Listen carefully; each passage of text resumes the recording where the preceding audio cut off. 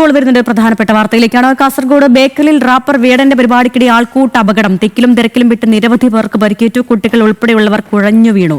Railway പാലം മുറിച്ചു കടക്കുന്നതിനിടെ train തട്ടി യുവാവ് മരിച്ചു. സരീഷ് പി കെ നൽകും വിവരങ്ങൾ. സരീഷ്, ആദ്യം ആ ദൃശ്യത്തിലേക്ക്.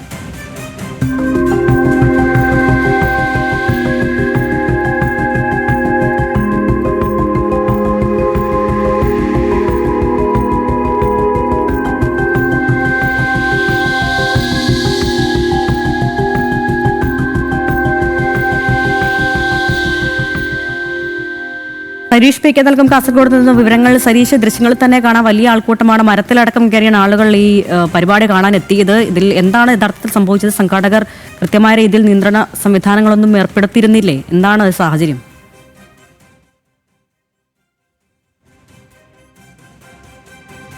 എന്ന് പറഞ്ഞിരുന്നത്. പക്ഷേ 9:40 അദ്ദേഹം പാടാൻ എത്തിയത്. അതിനിടയിൽ തന്നെയാണ് ഈ ആളുകൾ കുഴഞ്ഞു വീഴുന്നൊരു സാഹചര്യം ഉണ്ടായിരുന്നത്. ബേക്കൽ പാർക്കിനോട് ചേർന്നുള്ള സ്ഥലത്താണ് ഈ പരിപാടി നടത്തിയതെങ്കിൽ പോലും മുൻപിലേക്ക് ആളുകൾ കൂടുതൽ അടുത്തേക്ക് എത്താൻ ശ്രമിച്ചതാണ് ഈ ആളുകൾ കുഴഞ്ഞു വീഴുന്നതിനുൾപ്പെടെ ഇടയാക്കിയത്.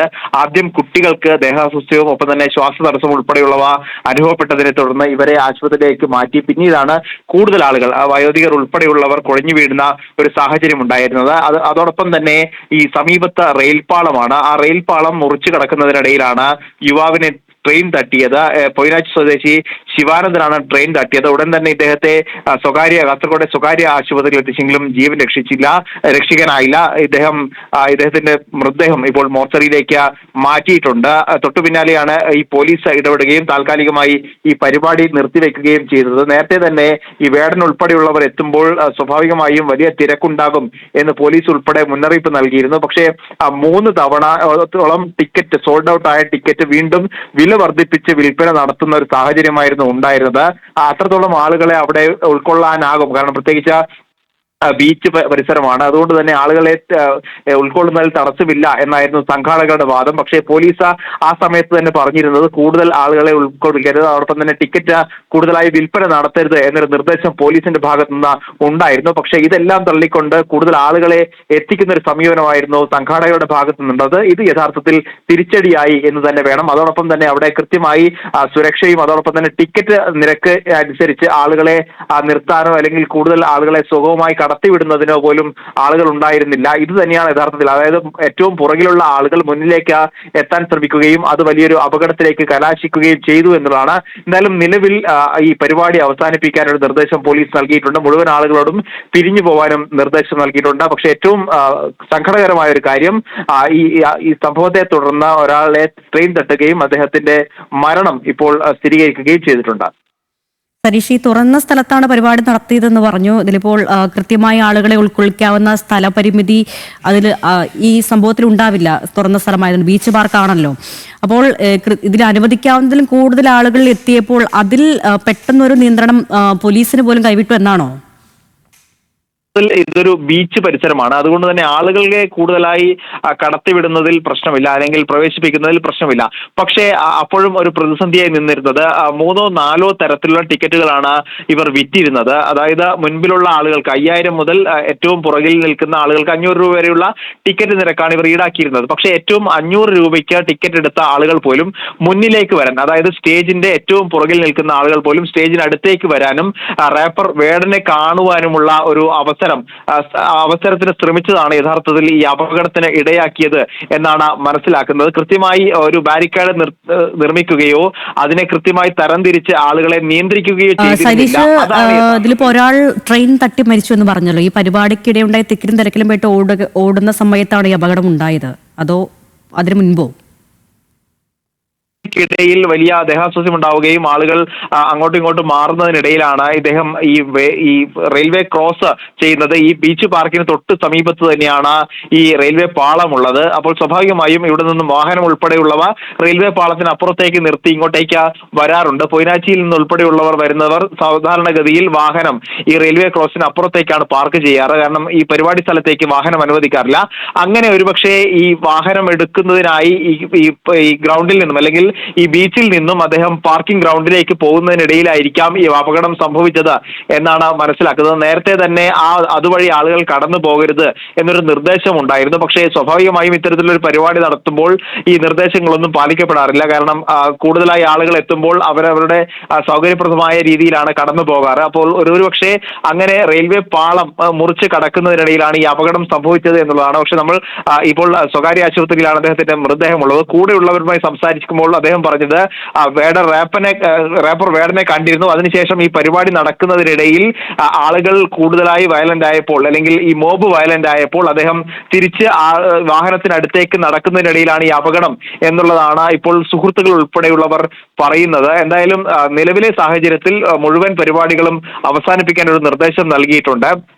അതോടൊപ്പം തന്നെ കുഴഞ്ഞു വീണവരിൽ ആരുടെങ്കിലും നില നമ്മൾ ആശങ്കപ്പെടേണ്ട തരത്തിലുണ്ടോ? എന്താണ് ആശുപത്രികളിൽ നിന്നൊക്കെ ലഭിക്കുന്ന വിവരം? കുട്ടികൾ ഉൾപ്പെടെയുള്ളവരെയാണ്, കുട്ടികളും ഒപ്പം തന്നെ വയോധികർ ഉൾപ്പെടെയുള്ളവരെയാണ് ഈ ആശുപത്രിയിൽ പ്രവേശിപ്പിച്ചിരിക്കുന്നത്.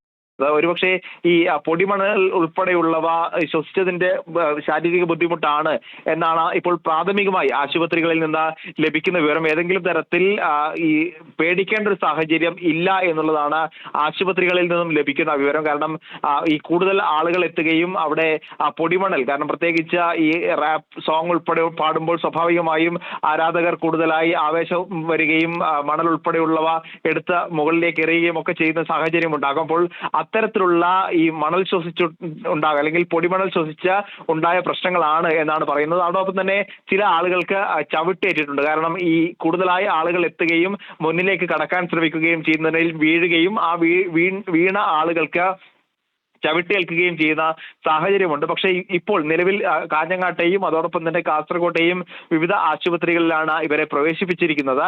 പക്ഷേ നിലവിലെ സാഹചര്യത്തിൽ ഇവരുടെ ആരുടെയും നില ഗുരുതരമല്ല എന്നുള്ളതാണ് ഇപ്പോൾ മനസ്സിലാക്കുന്നത്. സരീഷ്, അതുപോലെ നമ്മൾ കുറച്ച് നാൾക്ക് മുൻപാണ് ഈ ഗായകൻ ഹനാൻ ഷായുടെ പരിപാടിക്കിടെ കാസർഗോഡ് തന്നെ നടത്തിയ ഒരു പരിപാടിക്കിടെ ഇത്തരത്തിൽ വലിയ ആൾക്കൂട്ടം ഉണ്ടാവുകയും ചെറിയ തരത്തിലുള്ള അപകടത്തിലേക്ക് കാര്യങ്ങൾ എത്തിയതും.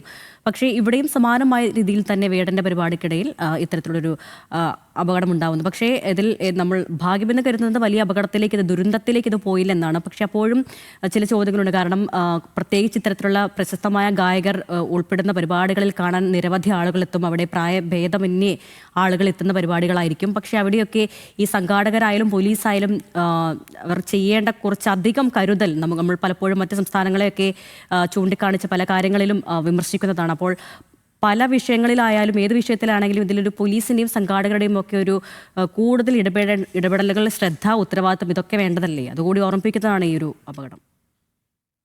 കാരണം കാസർഗോഡ് നേരത്തെ തന്നെ ഇത്തരത്തിലൊരു സാഹചര്യം ഉണ്ടായിരുന്നു. കാരണം ഒരു മാസം മാത്രമാണ് ആ സംഭവം തികയുന്നത്. കാരണം മറ്റൊരു പരിപാടി പരിമിതമായ സ്ഥലത്ത് കൂടുതൽ ആളുകളെ ഉൾക്കൊള്ളിച്ച് പരിപാടികൾ നടത്തുന്നതിന് മുൻപ് തന്നെ പോലീസിന്റെ ഒരു നിർദ്ദേശം ഉണ്ടായിരുന്നു, ഇത്തരത്തിൽ ആളുകളെ ഇങ്ങോട്ടേക്ക് പ്രവേശിപ്പിക്കരുത് എന്നുള്ളത്. പക്ഷെ അതിനെല്ലാം തകിടം മറിച്ചുകൊണ്ട് ആളുകൾ എത്തിയതാണ് യഥാർത്ഥത്തിൽ അന്ന് പ്രശ്നമായിരുന്നെങ്കിൽ. ഇത്തവണ പക്ഷേ ആളുകളെ ഉൾക്കൊള്ളാനാകുന്ന ഒരു സ്ഥലമാണ്, ബീച്ചാണ്. അതുകൊണ്ട് തന്നെ തുറസായ സ്ഥലമാണ്. അവിടെ ആളുകൾക്ക് പ്രവേശിപ്പിക്കുന്നതിൽ തടസ്സമില്ല. പക്ഷെ അപ്പോഴും ഈ കൃത്യമായി പോലീസ് ഒരു നിർദ്ദേശം നൽകിയിരുന്നത്, സംഘാടകർക്ക് ഒരു നിർദ്ദേശം നൽകിയിരുന്നത്, കൃത്യമായി ഈ ടിക്കറ്റ് വ്യവസ്ഥയിലാണ് നൽകുന്നതെങ്കിൽ ബാരിക്കേഡ് കൃത്യമായി സ്ഥാപിക്കണം. അത് പോലീസിന്റെ ഉത്തരവാദിത്വമല്ല, മറിച്ച് സംഘാടകരുടെ ഉത്തരവാദിത്വമാണ്. കാരണം ആളുകൾ സ്വാഭാവികമായും ഈ ഗാനമേള ഉൾപ്പെടെയുള്ള നടത്തുമ്പോൾ ആളുകൾ കൂടുതലായി മുന്നോട്ടേക്ക് വരികയും ഈ ബാരിക്കേഡ് ഉൾപ്പെടെ മറികടക്കാനുമുള്ള സാധ്യതയുണ്ട്. അപ്പോൾ പ്രത്യേകിച്ച് ഇത്തരത്തിൽ റാപ്പ് സോങ് ഈ കാസർഗോഡ് എന്ന് പറയുന്നത് സ്വാഭാവിക ഇത്തരത്തിലുള്ള പരിപാടികൾ, അല്ലെങ്കിൽ വലിയ രീതിയിൽ പരിപാടികൾ നടക്കുന്ന ഒരു സ്ഥലമല്ല. വല്ലപ്പോഴും മാത്രം ഇത്തരം പരിപാടികൾ നടക്കുന്ന ഒരു സ്ഥലമാണ്. അതുകൊണ്ട് തന്നെ പല ഭാഗങ്ങളിൽ നിന്നും ആളുകൾ, ഒരുപക്ഷെ മഞ്ചേശ്വരം ഉൾപ്പെടെയുള്ള സ്ഥലങ്ങളിൽ നിന്നും ആളുകൾ ഈ കാഞ്ഞങ്ങാടേക്കും ഒപ്പം തന്നെ ബേക്കലിലേക്കും ഒക്കെ എത്തുന്നുണ്ട്. പ്രത്യേകിച്ച് ഇന്ന് ഈ വേടന്റെ പാട്ട് കേൾക്കുന്നതിനും ഈ പരിപാടി ആസ്വദിക്കുന്നതിനുമായി ഏറ്റവും കൂടുതൽ ടിക്കറ്റുകൾ വിറ്റുപോയിട്ടുള്ളത് പോലും ജില്ലയ്ക്ക് പുറത്തു നിന്നാണ്. അങ്ങനെ ആളുകൾ എത്തുന്ന ഒരു സാഹചര്യമുള്ള സ്ഥലമായതുകൊണ്ട് തന്നെ കൂടുതൽ സുരക്ഷ വേണം.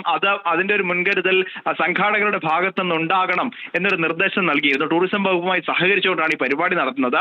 CH കുഞ്ഞമ്പു, സ്ഥലം MLA കൂടിയായ CH കുഞ്ഞമ്പു ആണ് ഇതിന്റെ ചെയർമാനായി പ്രവർത്തിക്കുന്നത്. അന്ന് തന്നെ പോലീസ് ഒരു നിർദ്ദേശം നൽകിയിരുന്നത്, വേടനെ പോലെയുള്ള ആളുകളെ എത്തിക്കുമ്പോൾ, കഴിഞ്ഞ കുറെ നാളുകളായി, ഏതാണ്ട് ഒരു 5 ദിവസത്തിലേറെയായി ഇവിടെ പരിപാടി നടക്കുന്നുണ്ട്. പക്ഷേ ഈ വേടൻ ഉൾപ്പെടെയുള്ളവരെ എത്തിക്കുമ്പോൾ സ്വാഭാവികമായും ആളുകൾ കൂടുതലായി എത്താനുള്ള സാധ്യതയുണ്ട്. അതുകൊണ്ട് കൂടുതൽ സുരക്ഷ വേണം എന്നൊരു നിർദ്ദേശം പോലീസ് പോലീസിന്റെ ഭാഗത്തു നിന്നുണ്ട്. അത് ഒരുപക്ഷെ പോലീസിനെ ഇറക്കിയുള്ള ഒരു സുരക്ഷ എന്നതിനപ്പുറത്തേക്ക് ബാരിക്കേഡുകൾ, ഒപ്പം തന്നെ ടിക്കറ്റ് വിൽപ്പന നടത്തുന്നുണ്ടെങ്കിൽ അതിനനുസൃതമായുള്ള ക്രമീകരണങ്ങൾ, ഈ വിവിധ ടിക്കറ്റുകൾ വിൽക്കുമ്പോൾ ക്രമീകരണങ്ങൾ നടത്തണം എന്നൊരു നിർദ്ദേശം ഈ പോലീസ് ഉൾപ്പെടെ നൽകിയിരുന്നു. അതോടൊപ്പം തന്നെ ഇന്ന് സ്പെഷ്യൽ ബ്രാഞ്ച് ഉൾപ്പെടെ രാവിലെ ഈ MLA-യും ഒപ്പം തന്നെ സംഘാടകരെയും നേരിട്ട് കണ്ട് BRDC-യുടെ MD ഉൾപ്പെടെയുള്ളവരെ നേരിട്ട് കണ്ടിരുന്നു. അത് കൃത്യമായി പാലിക്കണമെന്നൊരു നിർദ്ദേശവും നൽകിയിരുന്നു. പ്രത്യേകിച്ച് വൈകിട്ട് 8 മണി മുതൽ 9 മണി വരെ ഈ നാടൻ പാട്ടുമായി ബന്ധപ്പെട്ട പരിപാടികളാണ്, ചാലക്കുടി പ്രസിദ്ധി ഉൾപ്പെടെയുള്ളവരുടെ പരിപാടികളാണ്. അപ്പോൾ സ്വാഭാവികമായും ആ ആവേശത്തിന്റെ 10 മടങ്ങ് ഈ വേടനെത്തുമ്പോൾ ഉണ്ടാകും. അതുകൊണ്ട് തന്നെ ആളുകൾ കൂടുതലായി പ്രകോപിതരാകാനുള്ള സാധ്യതയുണ്ട് എന്നുൾപ്പെടെ സ്പെഷ്യൽ ബ്രാഞ്ച് റിപ്പോർട്ട് നൽകിയതാണ്. ഒരുപക്ഷെ ആ സംഘാടകരുടെ ഭാഗത്തു നിന്നുള്ള ചെറിയ പിഴവ് ആണ് ഇത്തരത്തിലുള്ള പ്രതിസന്ധിക്ക് കാരണം എന്ന് തന്നെ വേണം പറയാൻ. അതോടൊപ്പം തന്നെ പോലീസ് ഇത്തരത്തിൽ ആളുകൾ എത്തും എന്നറിഞ്ഞിട്ട് പോലും എന്തുകൊണ്ട് ഇതിന് പെർമിഷൻ നൽകി എന്നൊരു ചോദ്യം കൂടിയുണ്ട്. എന്തായാലും നിലവിലെ ഒരു സാഹചര്യത്തിൽ ആളുകളെ ആശുപത്രിയിൽ പ്രവേശിപ്പിച്ചിട്ടുണ്ടെങ്കിൽ പോലും 10,000-കണക്കിന് ആളുകൾ എത്തിയ പരിപാടിയിൽ അത്രത്തോളം വലിയൊരു കാഷ്വാലിറ്റിയിലേക്ക് കാര്യങ്ങൾ പോയില്ല എന്നുള്ളത് മാത്രമാണ് നിലവിലെ ഒരു ആശ്വാസകരമായ കാര്യം. തീർച്ചയായും കാസർഗോഡ് ബേക്കലിലാണ് റാപ്പർ വേടന്റെ പരിപാടിക്കിടെ തിക്കിലും തിരക്കിലും പെട്ട് കുട്ടികൾ ഉൾപ്പെടെയുള്ളവർ കുഴഞ്ഞു വീണത്. പലരെയും ആശുപത്രിയിലാണ്, പക്ഷേ ആരുടെയും ആരോഗ്യനില ആശങ്കപ്പെടേണ്ട രീതിയിലല്ല എന്നത് ആശ്വാസകരമാണ്. കാസർഗോഡ് നിന്നും സരീഷ് പേക്കാണ് വാർത്തയുടെ വിശദാംശങ്ങൾ നൽകിയത്.